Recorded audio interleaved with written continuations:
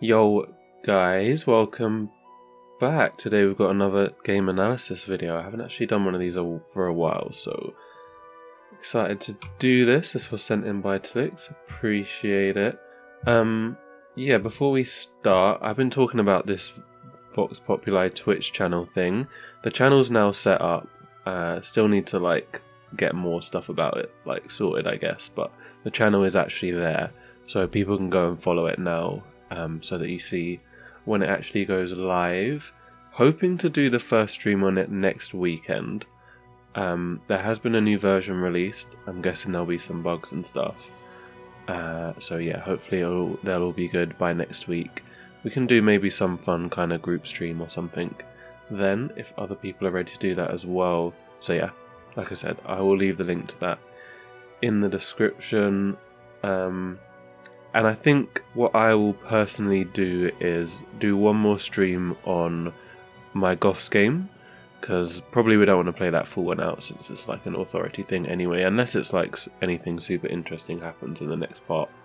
We'll just do like one more stream on that and then probably call it if the result is pretty sure at the end, which I think it will be. And that'll probably be this evening. Okay, so this game, like I said, sent in by Tlix. We've got unique components, playing as Rome, Emperor difficulty, standard pace, standard map size with my Pangaea map. But V3, well, that's going to be the first thing to analyze. I don't know why you're using the V3 of the Pangaea map, because I'm pretty sure V4 has been out for a long time. I don't really remember exactly what the difference was, but I'm sure there was some improvement, otherwise I wouldn't have bothered. So yeah, that's the first advice. Go and get V4, it's probably better. There's community events and enhanced naval warfare on this as well, which are 2 extra mods. I don't think they'll make a difference. But yeah, let's go through this Rome toolkit again, because it is a little weird on unique components particularly. So when you conquer a city, the city retains all buildings and you immediately acquire additional territory around the city, 15% production towards buildings present in the capital. So pretty nice, like this conquering city thing, it allows the city to actually keep like castles and walls and stuff, which normally would be destroyed. Like normally a city's very weak when you first take it. But it's kind of nice that you get to keep the stuff, so you don't instantly lose the city after you take it. But probably the even nicer thing is that you get to keep unique buildings. So especially when you're playing with unique components, there's a lot of unique buildings that you can take from other people that normally any unique building gets destroyed straight away, but as Rome you get to keep them. And you get to keep some other stuff like the founder belief buildings. Yeah, I guess National Wonders as well. I don't know if it's possible to ever get 2 of the same National Wonder. And I know, like I said, you definitely can keep the founder belief buildings that normally would get destroyed. And it's pretty cool because they all buff up holy sites. So you can end up with really powerful holy sites if you conquer a lot of stuff as Rome.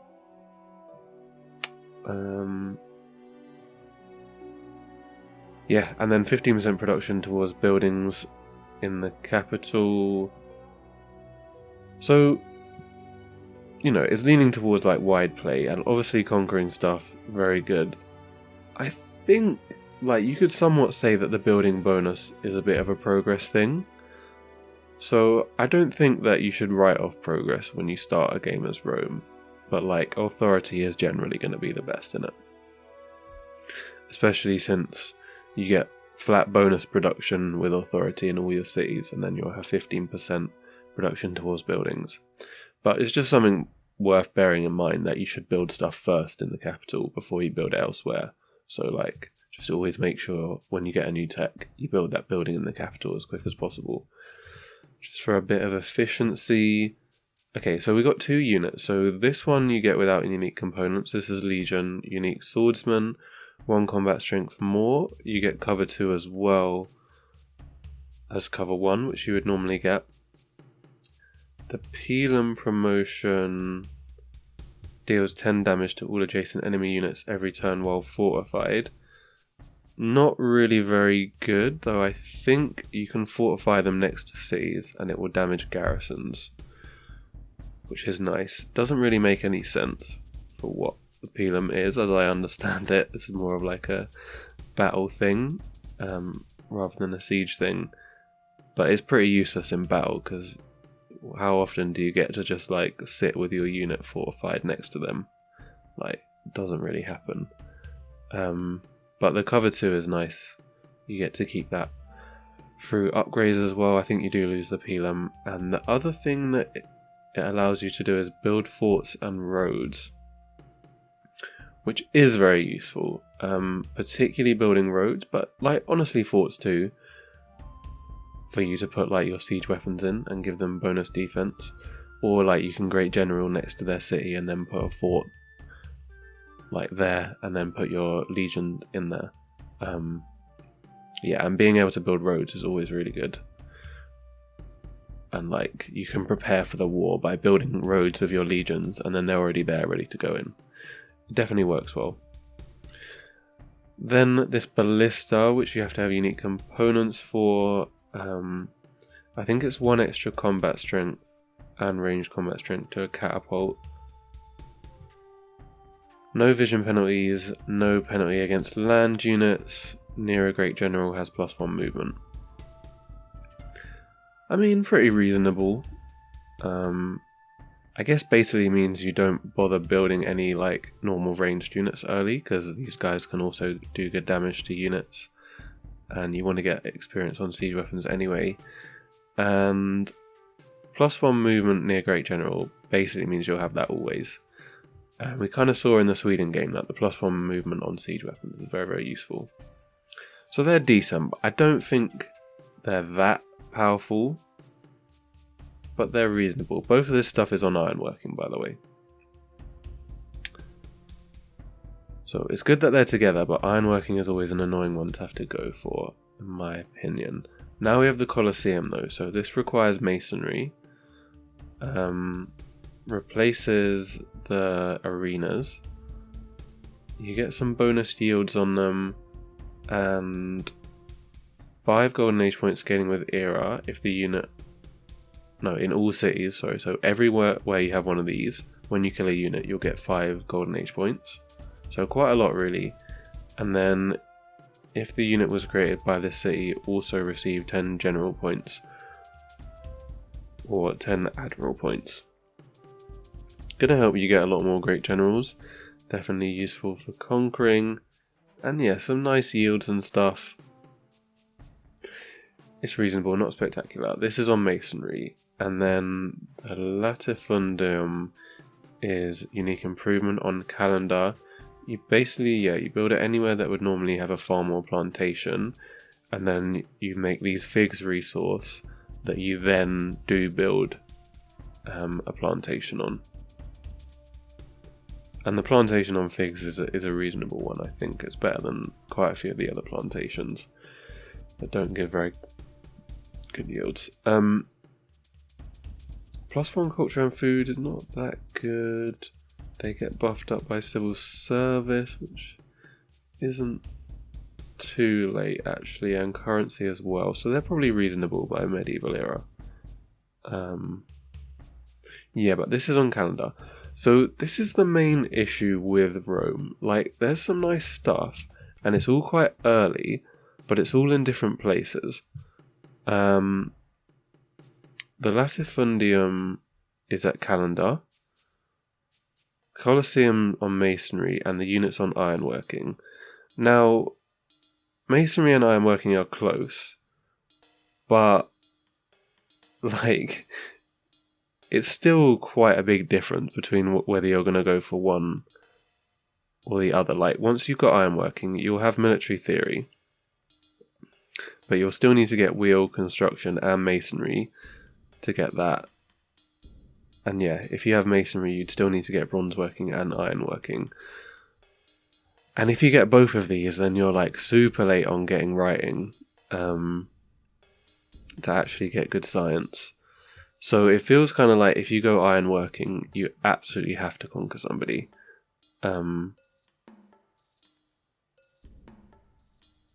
Yeah. So there are some options.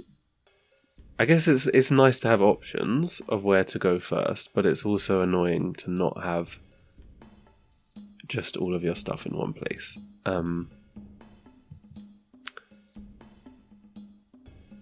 Yeah, like it might not seem maybe like such a big deal, but I've had quite a few people having pretty awkward games as Rome, and I kind of get the same feeling. Like I don't necessarily know what the best way to go at the start is, and everything just feels a bit slow compared to some of the other civs that you can really like get going a lot quicker with. So Rome probably like looks like a better civ than it actually feels like to play. I really need to do a game as Rome, you know. I think we need to do game as Rome with unique components so I can actually figure all this shit out and have a better idea here. But yeah, so this is the capital, actually in desert, which is unusual. There's not that much desert on the Pangaea maps usually, but this is a decent amount, and there's quite a few resources on it as well. We found a ruin there. Hopefully it's a good one. Another ruin up there, more desert too, interesting. Wow, and Fountain of Youth. So Fountain of Youth is +5 healing on infantry and cab. That's really nice as well.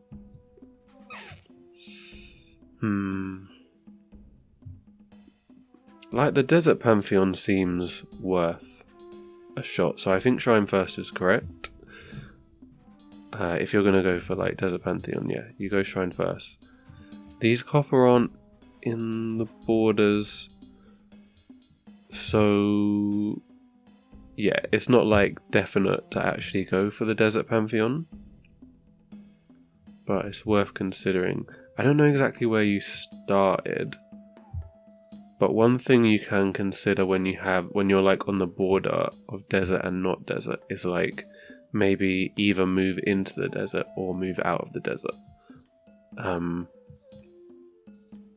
So that you can either be in the middle of it all and get a really good desert pantheon, or be out of it and pick like open sky or something.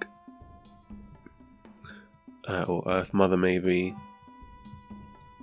I don't think you really need a religion as Rome.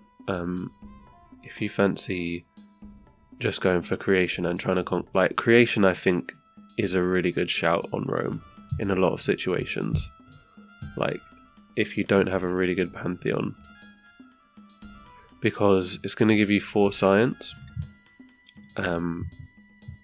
which will help with this issue I'm talking about earlier, where you can't get all the text for the stuff that you want. Gives you a better chance of conquering somebody, and because you're Roman, you get to keep all the buildings when you conquer. Like I said, including the founder belief building. Like conquering other people's religions works even better as Rome than it does as other civs. So yeah, worth considering. But even if you do that, going Shrine First ain't bad. And I think working this is probably right too. Get up to pop 2, and then I would definitely work this copper rather than working one of these other food planes. But the 4 food tile will get you quite a few pop early, which is nice. You've gone for mining first, so okay, there is the copper around. Interestingly enough, you can build the latifundums on the wheat, and that will spawn a figs next to the wheat. So that's like another resource. So it does have a lot of synergy with like these pantheons, the latifundum, like Spirit of the Desert or Stars in the Sky, which is resources on Tundra, because you can kind of like multiply the amount of resources that you have. So I think, you know, you could consider going straight for calendar, build these quickly, with Spirit of the Desert on the wheat, and then you'll be able to build the plantations as well and have like more resource tiles on the desert.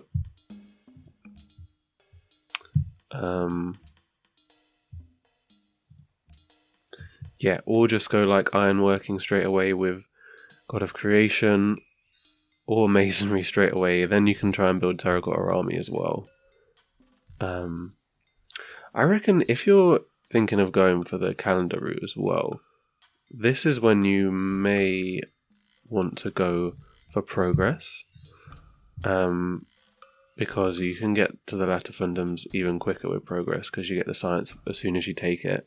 You get a free worker if you want as well quite early, and then you'll have enough science to still get down to these relatively quickly as well. Then you can take authority as your second policy tree. There's also Petra. Petra would be very good in this city. So you could go for some sort of progress, calendar, trade, writing. Just get some libraries out. Come down for masonry. Go for Angkor. What maybe? I don't think you like conquering later with Rome is actually better, because you get to keep all the buildings anyway. I really need to play them, because maybe it is just that you should go ironworking and try and conquer these, but I reckon you could go another route and just use the fact that you'll get cover to legions. Do the Ballistas keep their promotion actually? That would be quite useful to know. They do! Wow, okay. So yeah, like because I don't think the Ballistas themselves are that amazing. If you don't lose this promotion and you get to keep it on trebuchets and cannons later, like, all you gotta do is just get to ironworking at some point. Build the legions. I mean, you could even wait for steel, potentially. Build legions and ballistas, and you'll have like a really good army. Like, really good promotions that stay, like the cover and the movement on the ballistas later on. It's kind of a safer option than going all in on ironworking, and then if you don't conquer anybody, you're like super behind on science. But yeah, what would I actually do? Fountain of Youth there as well.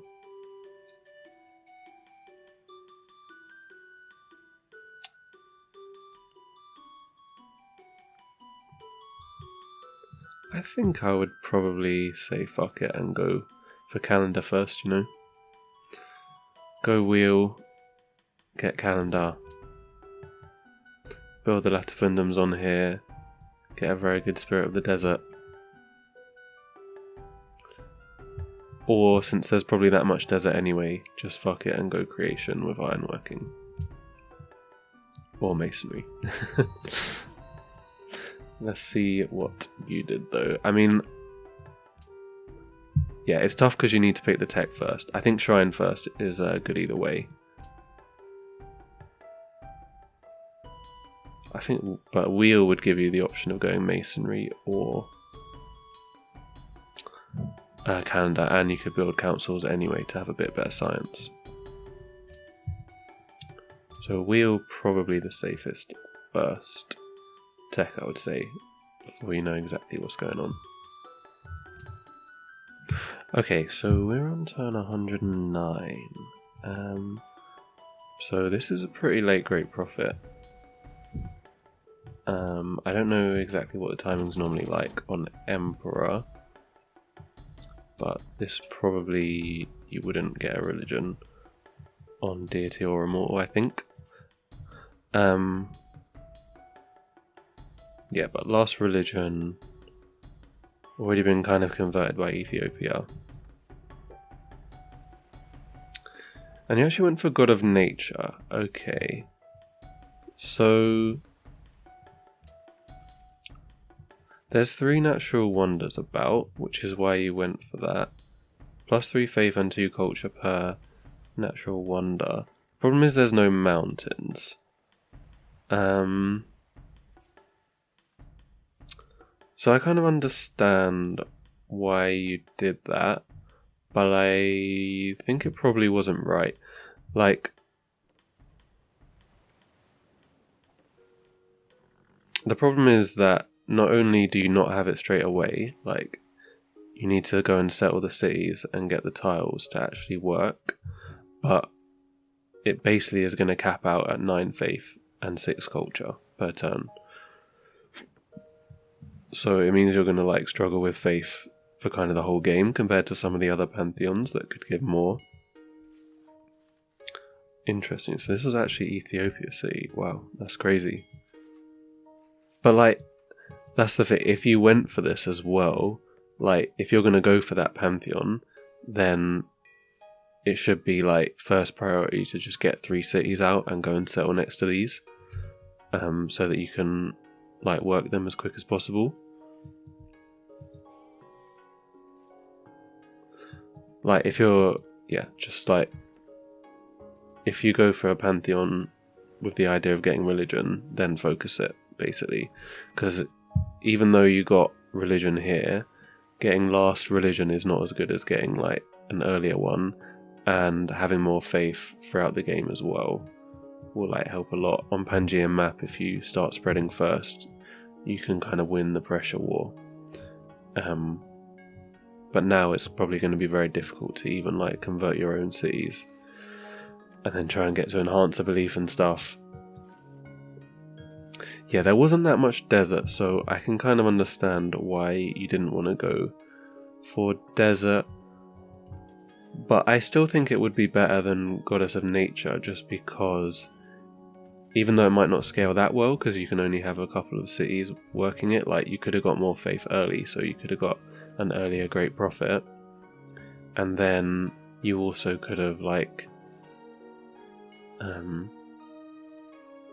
you could do stuff later on, like going for a syncretism where you just had Spirit of Desert in your capital or something, and then all of your other cities following another religion.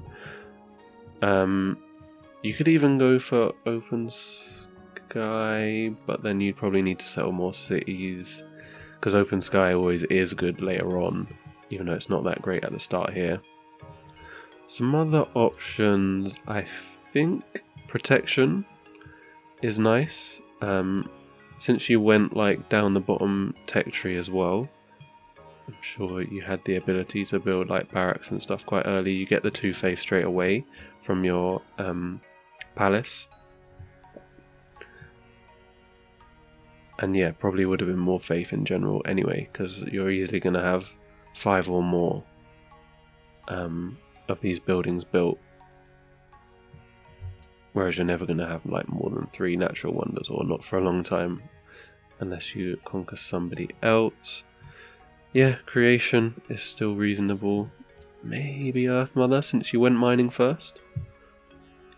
Faith and production from monuments as well. Like, just if there was at least like 1 or 2 decent mountain cities as well, nature could have been alright. But when you go nature, you generally want to like get settlers out straight away and go settle the other cities, since all you need to do for nature is just settle the cities. Yeah.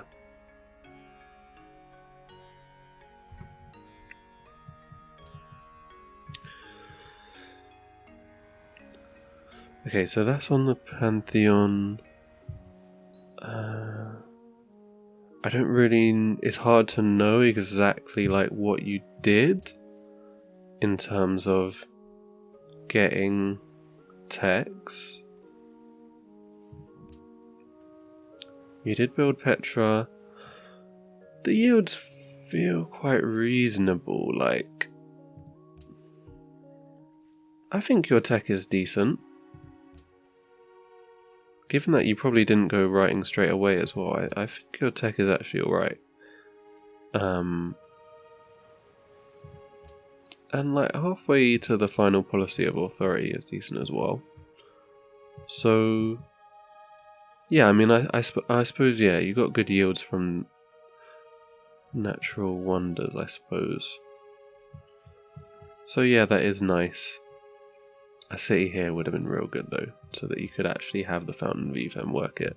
Like, you have managed to conquer the Ethiopian one, which is good, but it's not in range of that. And because of the low faith, bloody Ethiopia's come along and stopped you getting the bonus yields in Antium anyway. So kind of annoying. But yeah, it's hard to say because I don't know exactly what you did. Got 3 ballistas out, 2 legions, a catapult. That's kind of weird. Did somebody send you that or something?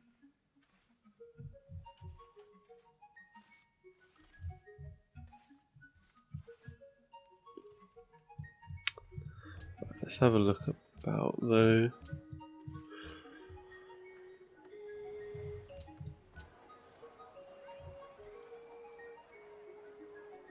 So I think working a library is pretty useful here. Probably more useful than working 5 food, 1 gold tiles.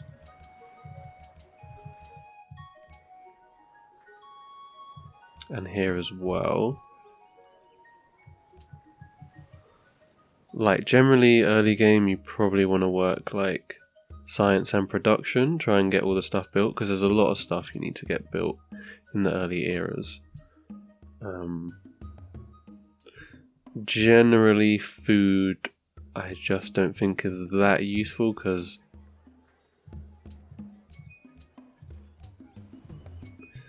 you generally just end up like, okay, you grow, but now you've got another pot that you can work the bloody forge in, but you still need to work the tile that you're working anyway, so that you don't like starve. So it's like you're working food and forge, or you could just work the forge in the first place anyway, and you have less happiness problems.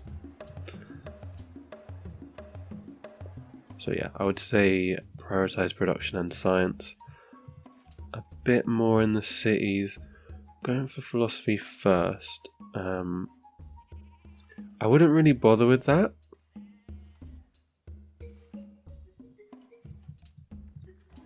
Angkor Wat you definitely want to build, for sure. If you like, it's worth trying now. It's definitely still possible to get it late. And I don't know how long you've had the tech for, but Angkor Wat is a bit of a priority on authority, really. Because it works very well with the tribute policy, getting golden production from border growth yields, which gets doubled when you finish tribute authority, and gets doubled when you go into medieval as well. So like, these yields become real big, so getting them 25% more often is very good. So I definitely like to see that.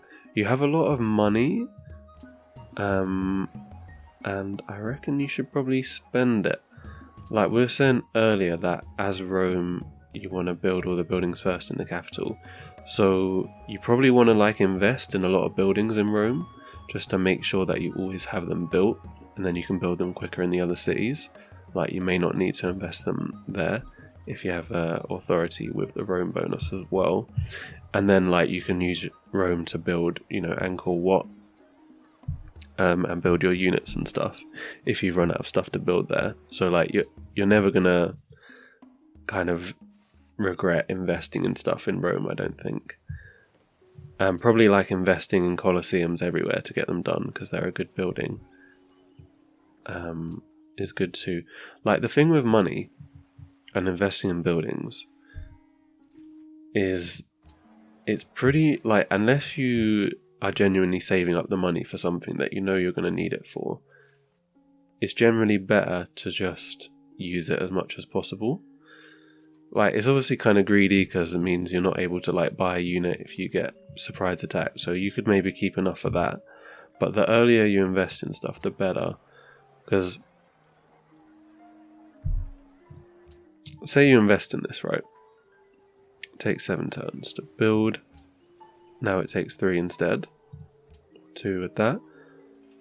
So we've just reduced the time that this is going to take by 5 turns. So we're going to get 5 turns of +3 production, +3 culture, some tourism, and whatever.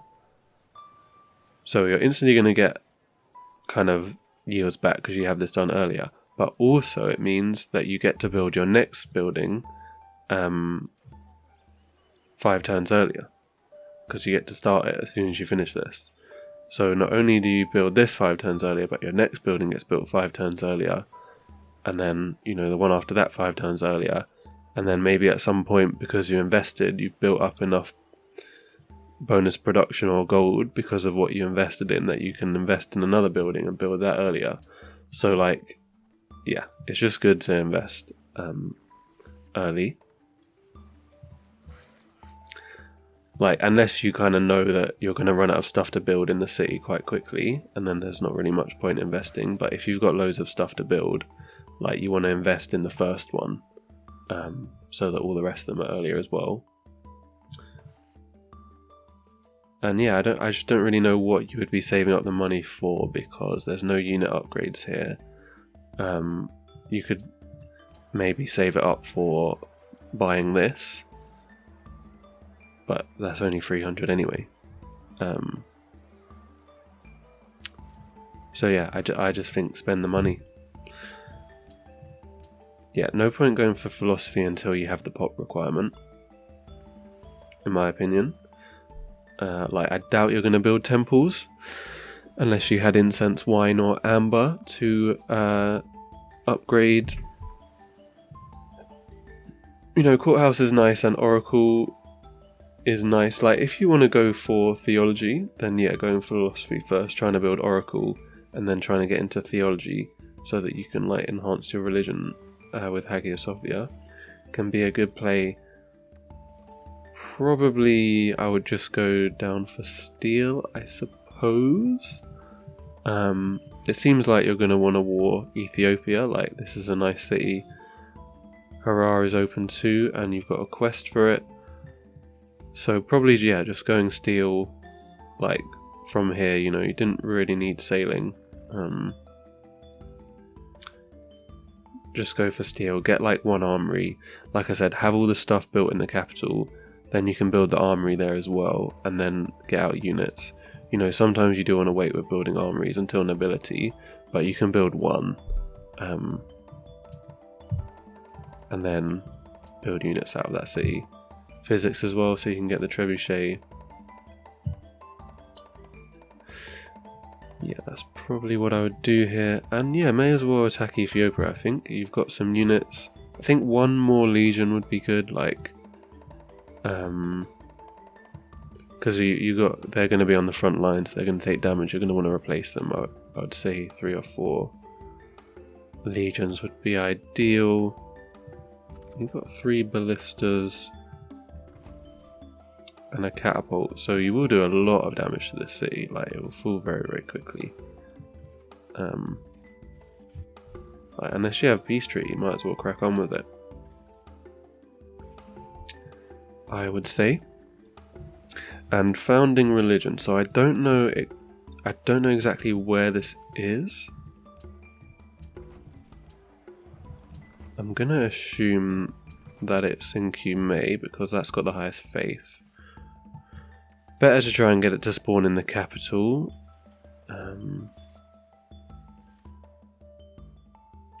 I reckon it spawned here and you moved it over to Rome. I reckon. Very risky on the last religion. And what you could have done instead is stop working this, so that you'd only be making 3 faith per turn here. And then most likely it would spawn in Rome anyway, because it's got higher faith per turn.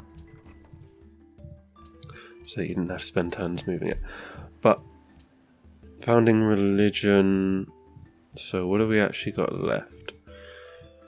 No hero worship.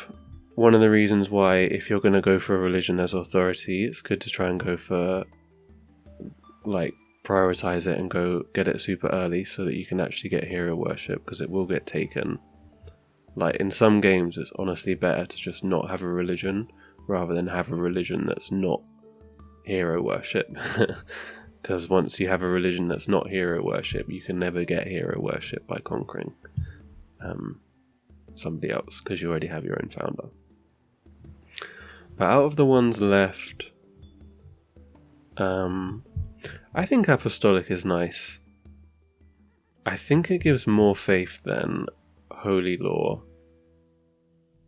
And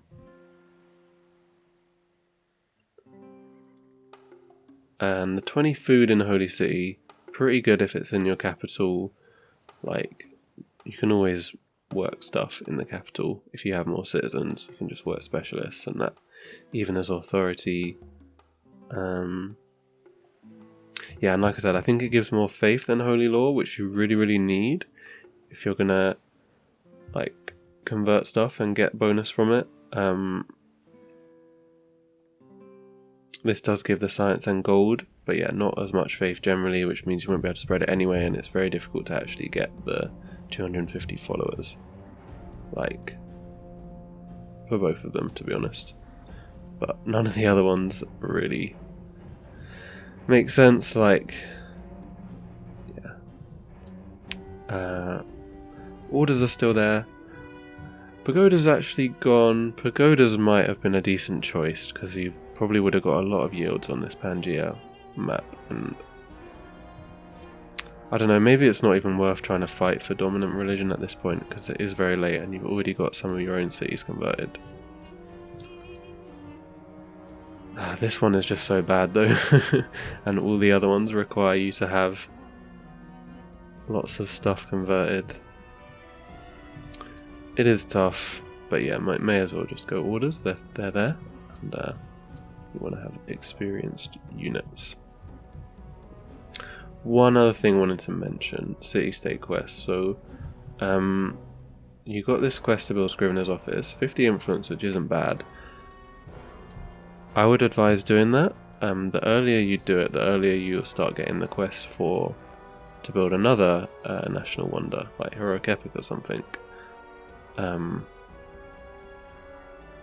But yeah, Angkor Wat first. Then probably this, and I would just be buying the shit out of everything in the capital.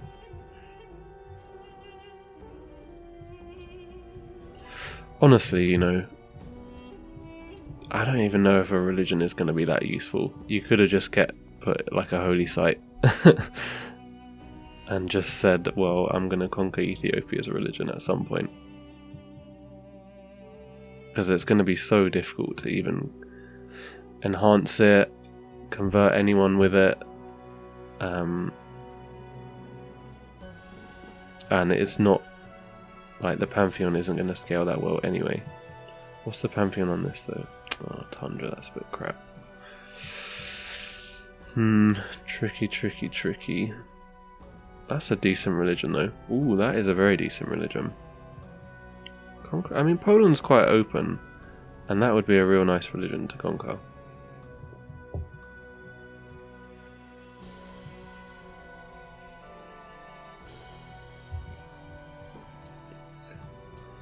Okay, let's go to the recent save. Okay, so turn 139, we did put the Holy City here, went for the science and production when you convert, and orders. Man, honestly, I feel like quite a few people like taking this founder belief. I just think it's really not good. By the time it actually starts giving like decent yields, you basically have to have like 25 cities converted. It doesn't give you any faith to help you do that, so the only real way that you actually are able to do that is by conquering and then inquisitoring. And if you've conquered that many cities, you've already won anyway. So, like, the only situation I really think this is a good founder belief is when you just need a bit more science and production to help you get like one of the wonders in like this area, like Angkor Wat or Colossus or something. And if you have decent faith generation anyway. But yeah, like I said, none of the other founder beliefs really would have worked either, because it would have been so difficult to get enough followers.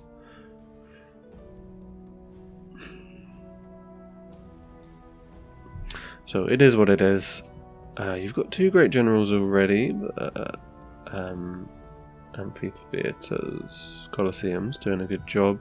And you conquered Lalibela as well. Cool. So I'm not going to read out the full message, but you did say that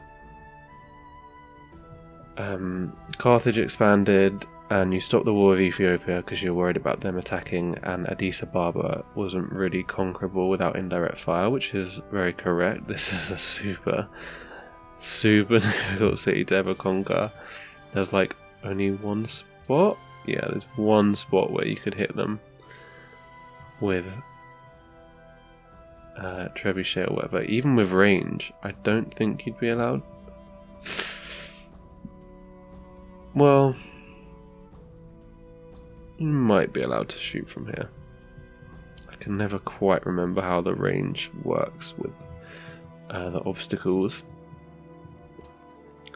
But yeah, you got Parthenon from conquering this, which is pretty interesting.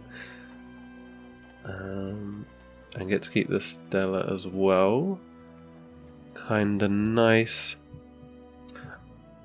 But yeah, like you said, piecing out might have been a mistake. I would agree with that. I think just going straight for Hurrah. I mean, you must have pieced out a few turns ago to have all your units over here, so clearly the attack didn't come from Carthage. And taking Hurrah, it's a very nice city. Even though you couldn't take Addis Ababa, maybe you could have taken Adwa as well. Just like another city that they wouldn't, that you could like Inquisitor to your own religion, I guess, at some point. And like probably could have got them as a vassal, I guess, if you took Lalibela and Hurrah and haven't taken Gondar before.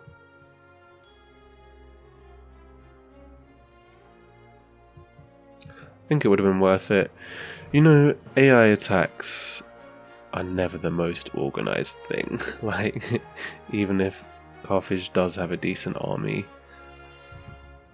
is she really going to amass all her troops properly over here?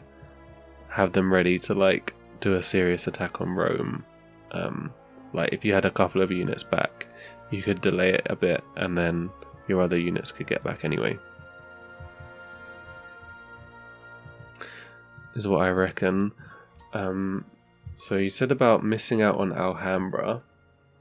Now, personally, I don't really think that you should be going for Alhambra.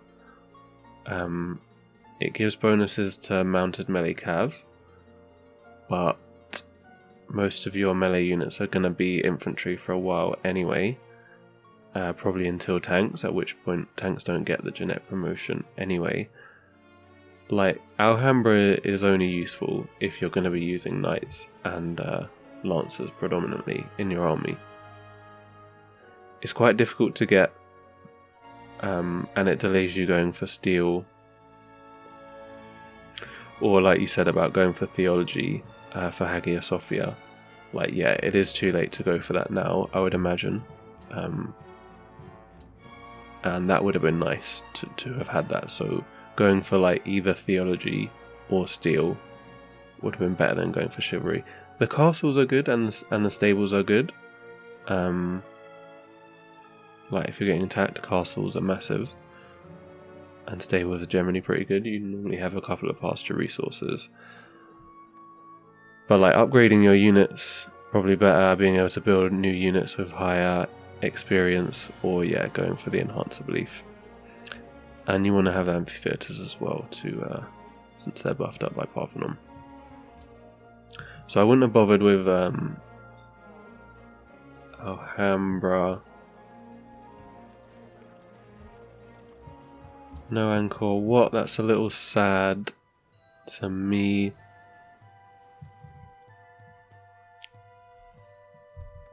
But like, I suppose, you know, some knights around here would have been kind of annoying. But if you just kept the spearmen around, upgrade them to pikemen, a couple of like ballistas or crossbow or combos, I don't think it would have been a big problem. Just because it's quite far away from their capital as well. And like, they're at war with the Incans anyway as well. So like, they're definitely not going to attack you now. I don't know if they were at the time, but it seemed like that was something that I could have imagined happening, that like Incans and Carthage would be at war.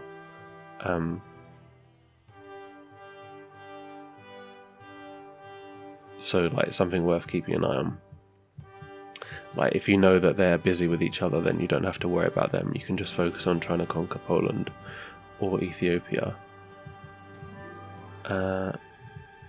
So yeah, I think that would have been good. Another city, probably, since you have two great generals and you're going to have a lot this game. If it was awkward to take this, you could have like buy a tile, great general here, or buy a tile and great general here, so that you have like ability to move around and stuff. With the experience you would have got from attacking it and the bonus from Ragusa, some of your ballistas probably would have been up to having range, because a couple of them are like at level 4 or close to level 4. So that would have been super good as well, and you could have made more ballistas with the armory and order and barracks and whatever.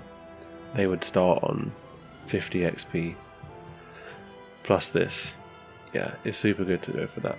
There's some other city-state quests as well, like these are still the same city-state quests that you had 30 turns ago. Some of them, like this one, if you do it, you get an alliance straight away. This one, if you did it, you'd get an alliance straight away. Alliance from killing Hurrah. And yeah, as I said earlier as well, once you do a quest, it means that you can get another quest of the same type. So there probably was some opportunity to get cocoa from Incans for a decent price, at which point you would have then got a quest for something else. It might have been truffles or furs, so you could have got, you know, more influence and more money. Definitely keep an eye on those. So feedback on army composition, tech, culture, balance, and religion. Yeah, so like I said, religion is probably alright. Just the issue was the Pantheon. I don't think was probably the best way to go, because having last religion, it was never gonna be a particularly good one. Like I said with tech, I think either going for theology or steel first was better than chivalry. I mean, it is nice to have knights though in it, but could have had knights with a bit more experience. Like, even though you do have unique infantry, knights are still very good, especially on a mostly open map. But yeah, I think like take Hurrah, then just try and war Poland, because Poland's fairly open as well. You could definitely take like Wrocław, Warsaw, like taking the city of Carthage. I'm sure you could. But it's 3 pops, so you won't get much from it anyway, and it probably doesn't have that many buildings, and it's a long way away from their capital, which would be very difficult to conquer. Don't want to war Incans for sure, but they're warring each other, so it's all good.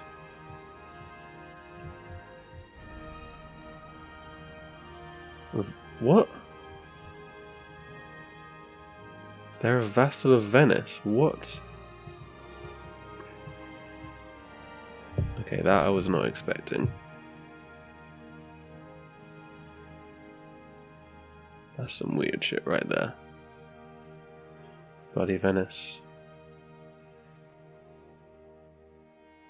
Oh, it's quite nice when Venice is in the lead in it, because you know that they're always just going to melt at the end. Get conquered by like fucking Indonesia, who's down here or whatever. Wait, you haven't even met Indonesia somehow. Okay, fair enough.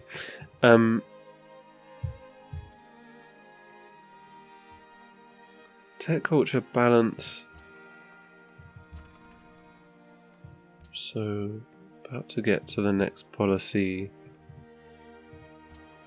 I mean, I think it's fine. It's just like they're actually locking tiles, particularly libraries, like the point of building a library is to work it.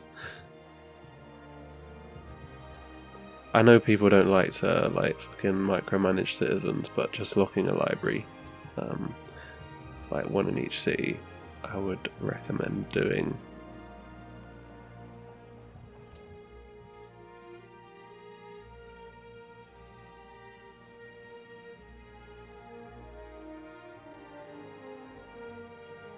But yeah, so is it thinking if you should wait for steel or go now? Yeah, you probably should wait for steel. It's pretty close. Like, it's just annoying to start the war and then have to fucking back off and regroup. It's only, I mean...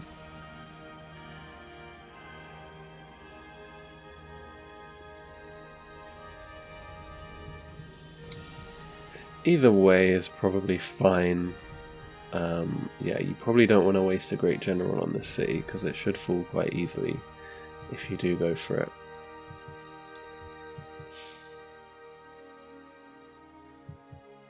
It's just not going to give you that much. But like maybe conquering Carthago Nova. Like I don't know how long this war's gone on for. So if the war's going to go on for a while longer, then yeah, I'm sure you can make some progress on Carthage. And I suppose at this point that probably is the correct way to go. And make sure you buy stuff, man. Like, I don't think it's going to cost that much to upgrade to Longswordsman. Probably 100-ish per unit. And trebuchets in a bit as well. But like, you will get, even though you're only getting 33 normally, you will get like bonus every time city's borders grow as well. That will be like 80 gold. So like you do end up with usually enough money to upgrade everything as authority. And like probably you only need to upgrade a few units straight away anyway, because they're the ones on the front line. Yeah, but buy some stuff. Get the stable done, you know, get the Scrivener's office done, and you'll get more quests. Other cities can build the stables quicker. Caravans, want to max out on caravans, like you're getting 6 science per trade route, which is really, really good. They're both going to Carthage though, which is something to be aware of. But yeah, 1 trade route down here and you get an alliance with Kabul. That's like another, what, 6 culture per turn, plus you get a couple of science from the trade route as well, and an ally in the war.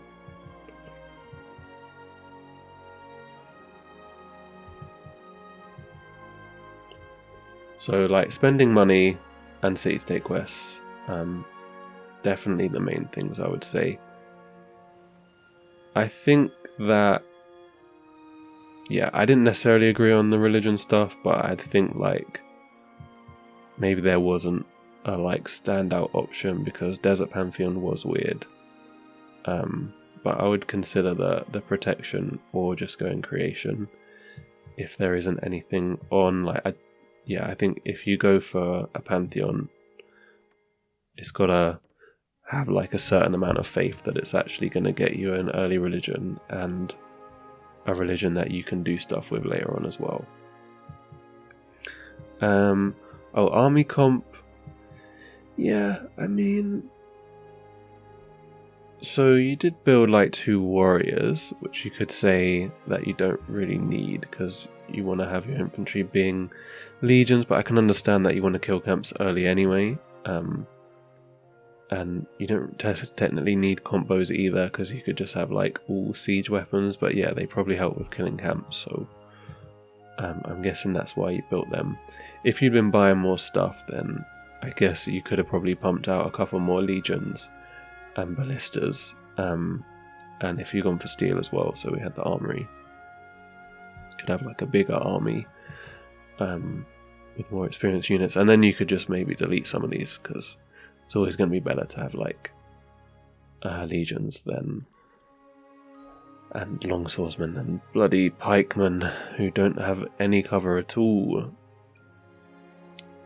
So I wouldn't worry about like hitting force limit because you can just delete some, and you'll get more force limit when you build armories as well.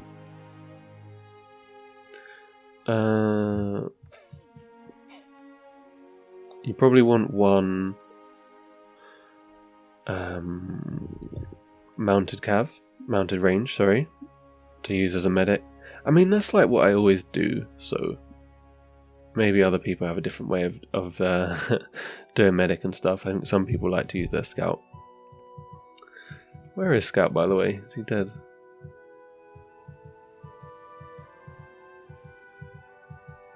Seems dead. Sad times. Yeah, like, that's just the way I do it. Like, some people saying on the forums how they really, really like ranged cav, just in general.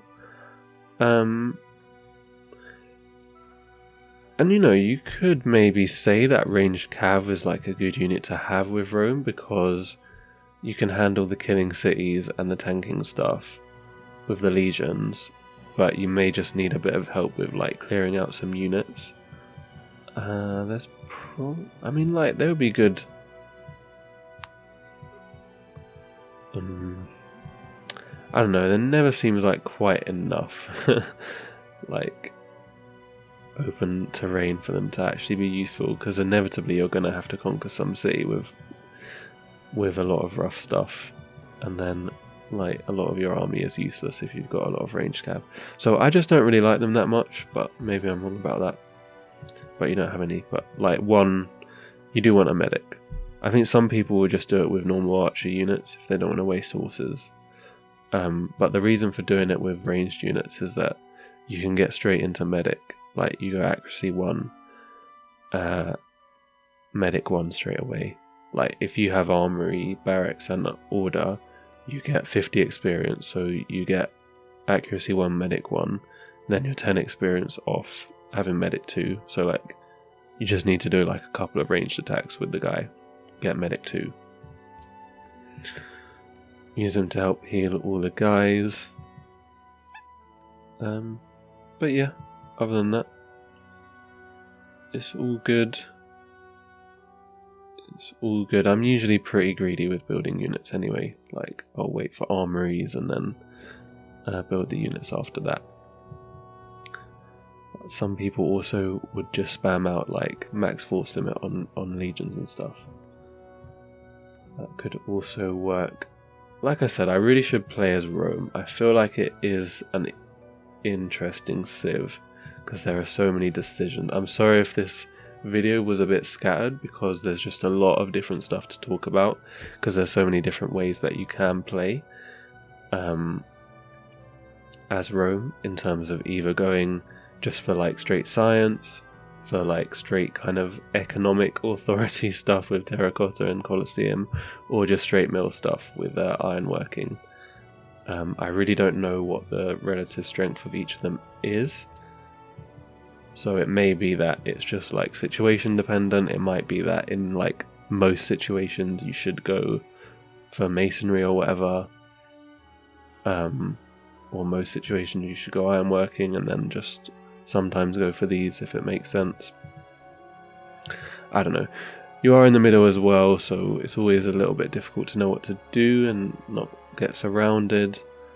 So yeah, like, definitely some stuff that could have been done better, but definitely not like an easy game to play, in my opinion. Alright. Cool. I think that will do it.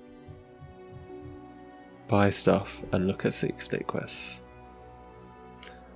And I reckon that'll make your games go a lot better.